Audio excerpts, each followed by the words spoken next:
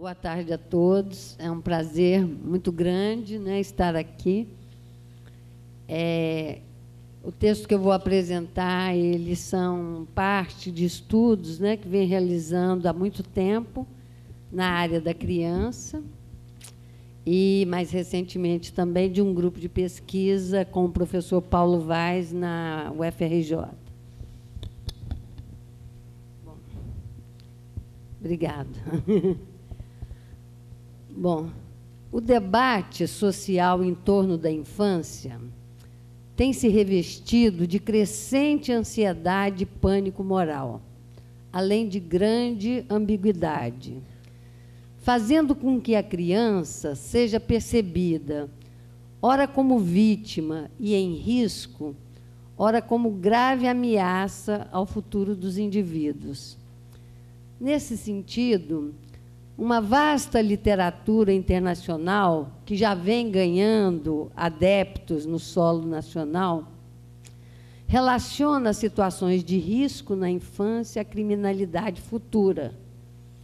Assim, filhos de adolescentes, filhos de pais solteiros, moradores de bairros pobres, crianças com pouco rendimento escolar, com baixa inteligência, que conhecem pessoas que usam drogas ou que estão presas, que estudam em escolas de determinados bairros, que foram vítimas de abuso sexual ou do chamado bullying, crianças e adolescentes hiperativas, todos são considerados como prováveis delinquentes futuros, ensejando programas e intervenções diversas, visando a reduzir o risco que portam. A filha do psicanalista Jacques Lacan, Judith Miller, que esteve no Brasil em junho agora, afirmou em entrevista a jornalistas ter visto um documentário que a chocou profundamente. O documentário mostra como crianças são submetidas na França a um jogo truncado, no qual não há chance de ganhar. Trata-se de um teste para ver como crianças reagem diante do fracasso, em nome do combate à delinquência. No Brasil, constatamos uma intensa produção de leis, bem como um intenso ativismo jurídico, como resposta imediata a problemas sociais, principalmente quando o fato é exaustivamente mostrado na mídia. Uma nota do jornalista Anselmo Góes esclarece que, em 2001, praticamente nenhum jornal de grande circulação nacional mencionou a palavra bullying. Em 2011, só até o mês de abril, o jornal O Globo já tinha mencionado a palavra 100 vezes, o mesmo se dando com a Folha de São Paulo e o Estadão.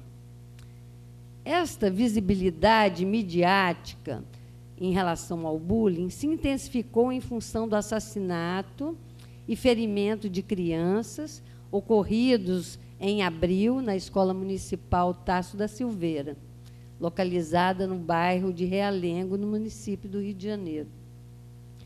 Consta que o autor dos tiros teria sofrido bullying quando aluno dessa mesma escola, o que gerou especulações sobre se tal fato não teria concorrido para a prática do crime.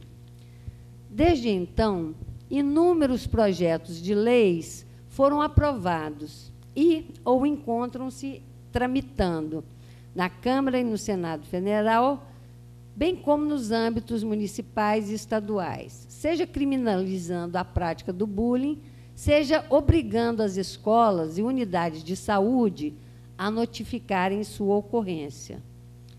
No entanto, o que não se menciona nesses debates é que, se uma criança é dita vítima do bullying na escola, provavelmente uma outra criança será identificada como sendo a agressora, recebendo o rótulo de infratora, se não de perigosa, incorrigível. Para essa rotulação, a mídia tem jogado um papel decisivo, como nos casos de programas de televisão que insistentemente mostram crianças em situação de violência ou em atendimento em instituições de saúde, a despeito, inclusive, do desejo de muitas destas crianças de não serem filmadas. No caso da escola de Realengo, constatou-se excessiva exposição das crianças, com os repórteres correndo atrás dos sobreviventes em suas próprias casas. Os projetos de leis em andamentos na área da infância e adolescência cobrem uma variedade muito grande de temas, indo desde uma espécie de reabilitação da antiga roda dos expostos, o projeto do parto anônimo, do chamado parto anônimo, até o rebaixamento da idade penal, passando pela criação de novos tipos penais ou infracionais, como o projeto que estabelece punição para estudante que desrespeitar o professor. Em relação ao chamado bullying, surpreendeu-nos o texto, um debate essencial, do ministro do Supremo Tribunal Federal, Marco Aurélio Mello, pela equiparação da prática do bullying à tortura, ensejando, inclusive, segundo ele, apelação à Corte Internacional contra a Tortura. É importante deixar claro que a prática do chamado bullying é geralmente atribuída às crianças e adolescentes em ambiente escolar, o que deveria ensejar maior cuidado em nossas avaliações da questão, principalmente em se tratando de figuras tão importantes do ponto de vista institucional. Constatamos também uma grande demanda em relação à educação das crianças, fazendo da escola tanto um local privilegiado de controle e policiamento das famílias, quanto local presumido de prevenção de todo conflito social.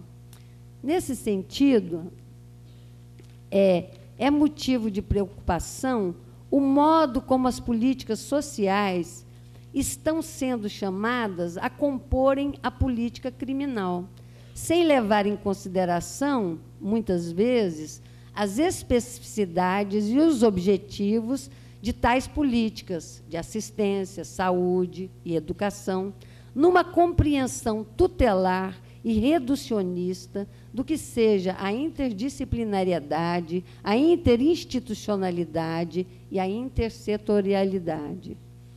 Assim, apesar de constantemente ser mencionado que as crianças deixaram de ser objetos do direito para se tornarem sujeitos de direitos, parece que estamos enredados numa espécie de armadilha, onde os direitos que supostamente libertam as crianças são os mesmos que as aprisionam. Por um lado, dizemos que as crianças têm direito à educação, à vida, à saúde, ao lazer.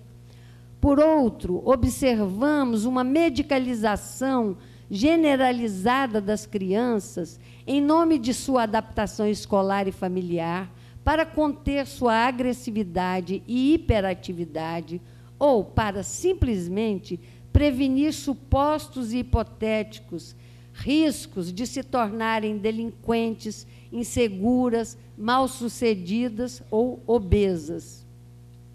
Acaso já não se difunde por aí, com certo ar de cientificidade, que desobediência também é doença e que, para combater esse mal, já existem disponíveis no mercado terapias e remédios? É dito hoje que a criança tem direito à convivência familiar e comunitária. Contudo, ao mesmo tempo, se diz que o lugar mais perigoso para ela é a sua família e que é importante a empoderarmos, ensinar-lhes os direitos, mas para que possa denunciar os seus pais. Também a convocamos para depor em processos judiciais como vítima ou testemunha de crimes em nome de seu direito de se expressar e de ser ouvida, não importando sua idade, a compreensão que tenha do processo no qual se encontra envolvida e o impacto que tal depoimento terá em sua vida. A infância, da forma, está na ordem do dia. Desde as polêmicas relativas ao uso de sêmen e óvulos congelados de pessoas mortas para gerarem embriões, passando pela utilização de células-tronco embrionárias para experimentação científica, até os questionamentos sobre gravidez precoce, consumo de drogas e exposição a redes criminosas na internet.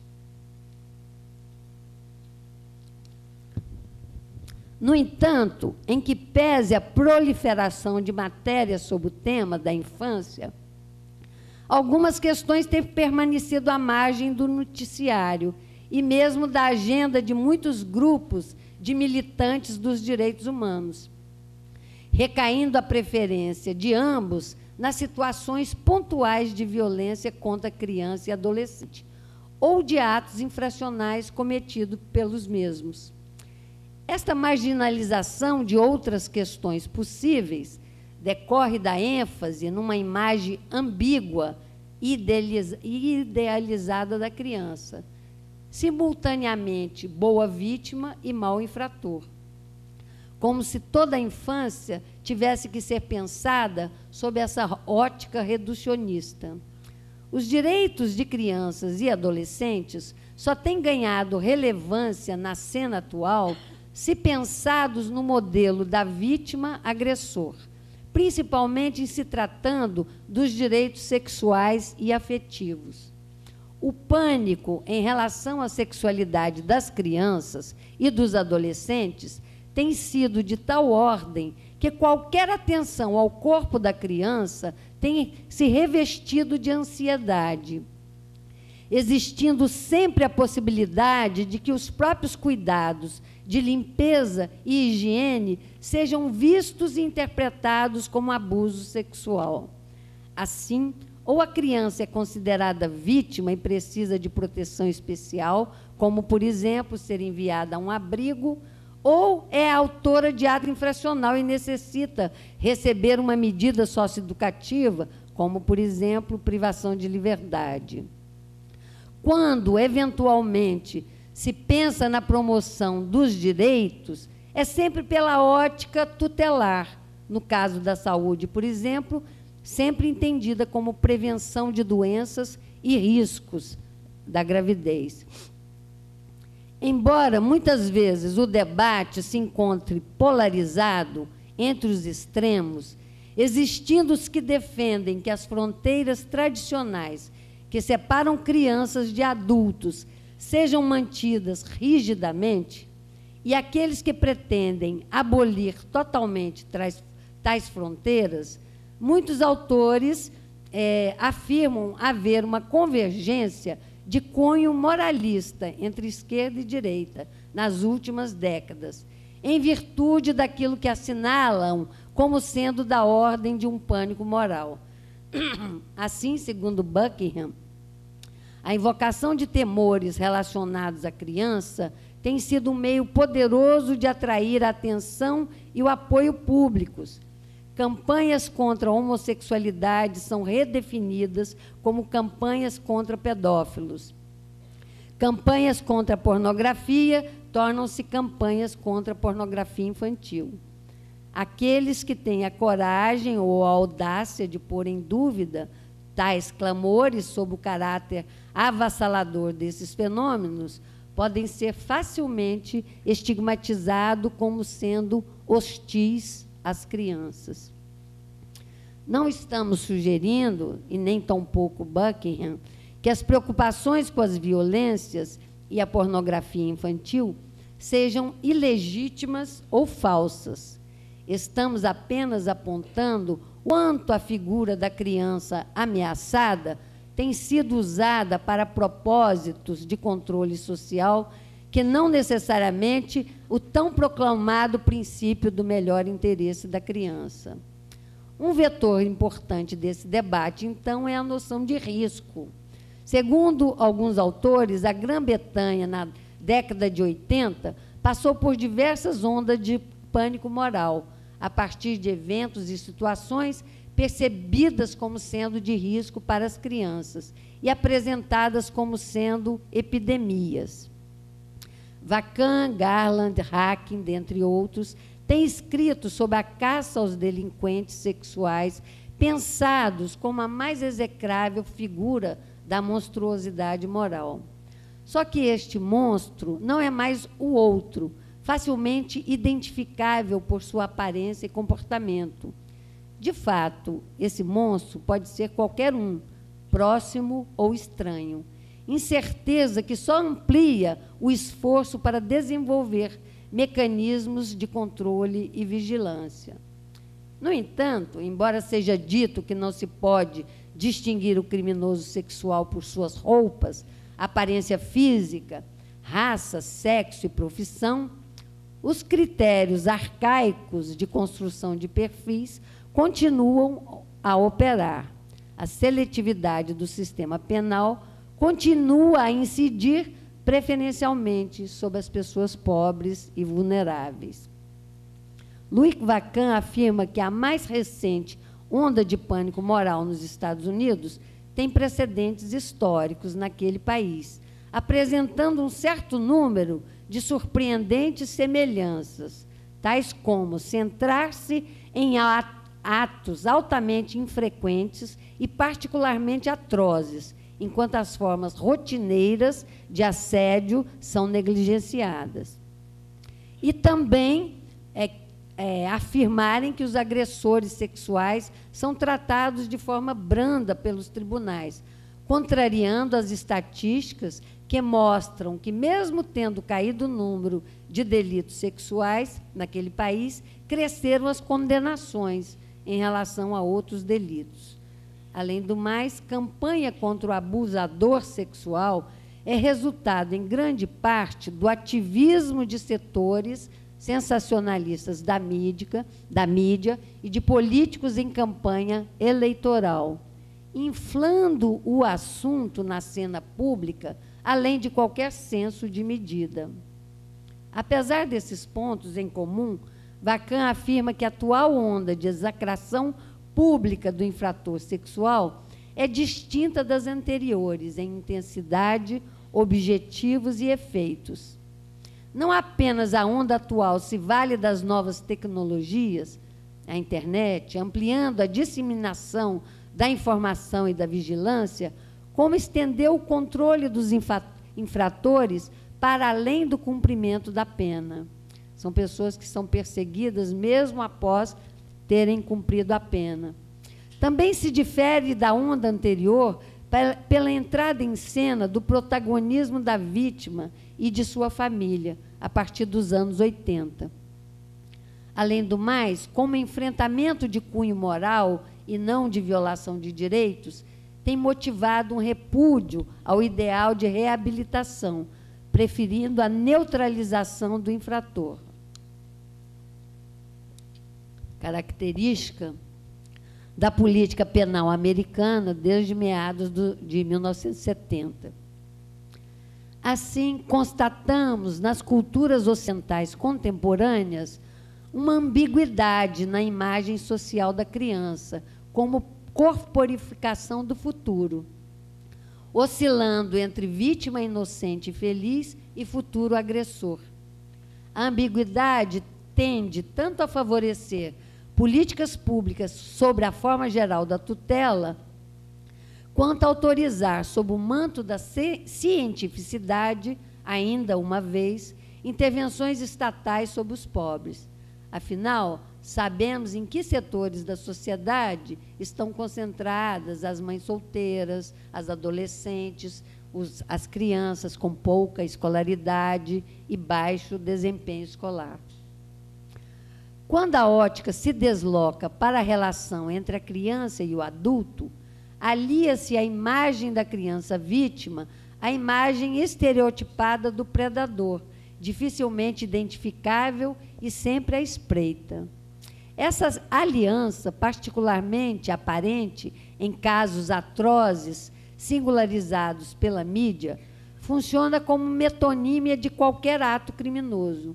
Todos nós nos tornamos crianças vulneráveis, ameaçados por monstros. Além de reduzir nossa capacidade de enfrentar a questão do assédio sexual pela ênfase no que é infrequente, a aliança, com seu funcionamento metonímico, legitima a introdução de múltiplos mecanismos estatais de controle e favorece a redução da justiça à vingança, consolidando a crença de que as alternativas para lidar com violadores que ameaçam nossa rotina segura e feliz são a prevenção de risco e a incapacitação, seja por encarceramento, seja por morte. Bom, inspirando-nos em Nietzsche e Deleuze, acreditamos que o aumento da criminalização das condutas cotidianas é também uma consequência da adoção de uma concepção cada vez mais abstrata da vida, isto é, da vida desconectada do que ela pode, não mais como potência de afetar e ser afetada. Isto significa, por exemplo, em relação ao tema aqui em debate, colocar a criança no lugar da vítima, não porque este é o melhor lugar para ela, mas porque este é um ideal abstrato de verdade. No Brasil, uma compreensão puramente formal e abstrata de criança e de adolescente vem gerando de maneira preocupante práticas ditas de proteção que se assemelham a verdadeiros tribunais de exceção, existindo situações em que mulheres pobres, gestantes, mães miseráveis e doentes, vêm sendo afastadas de seus bebês, muitas ainda na maternidade, ou mesmo ainda no útero, e tendo seus filhos arrancados sumariamente de seus braços, como o caso da menina de 1 ano e 2 meses, tirada à força da mãe cigana, na cidade de Jundiaí, no interior de São Paulo, no ano passado. Bom, em afinidade com o pensamento de Michel Foucault, podemos também dizer que tais ocorrências no contemporâneo podem ser entendidas como se devendo aos constantes avanços do biopoder, que cada vez mais tem se incumbido de aumentar a vida, de prolongar sua duração, de multiplicar suas possibilidades, de desviar seus acidentes, ou então de compensar suas deficiências. Não mais causar a morte ou deixar viver, como no antigo poder soberano, mas, ao contrário, causar a vida ou devolver a morte, como resultado de técnicas e mecanismos disciplinares e reguladores que se ocuparam da vida. Mas é o mesmo Foucault que nos pede para olhar mais adiante e reconhecer os paradoxos que aparecem no limite do exercício desse biopoder, quando ele nos diz que, apesar de ter sido o Estado nazista aquele que levou ao extremo o jogo entre poder soberano e biopoder, afirma também que tal jogo encontra-se efetivamente inscrito no funcionamento de qualquer Estado moderno. Assim, no regime do biopoder, não se pode exercer o velho direito soberano de matar, expor à morte, multiplicar para alguns o risco de morte, ou decretar a morte política, a expulsão, a rejeição, sem passar pelo racismo, ou seja, sem demonstrar a monstruosidade do inimigo, do criminoso ou do infrator, sua anormalidade, sua periculosidade, sua inferioridade biológica, sua degeneração, sua incorrigibilidade. A negatividade do outro é realçada pela inocência e bondade de quem ele ameaça. O biopoder hoje requer que nos concebamos como vítimas virtuais a serem protegidas pelo Estado, da violência física e simbólica perpetuada pelos monstros que nos ameaçam. Se a criança é a vítima por excelência, a construção social de sua inocência, bondade e vulnerabilidade é parte de mecanismos contemporâneos de controle social. Assim, na medida em que teorias racistas são requeridas quando se deseja invocar o velho direito soberano à morte, cabe-nos colocar em análise as implicações da medicina e das chamadas ciências humanas e sociais na produção desses racismos. Por fim, para terminar, como nos lembra Pelbart, e também para acreditarmos ainda na alegria, ao poder sobre a vida é possível opor a potência da vida, significando não apenas resistir à mortificação sobrevivencialista, seja no estado de exceção, seja na banalidade cotidiana, mas retomar o corpo na sua condição de afetar e ser afetado. Obrigada.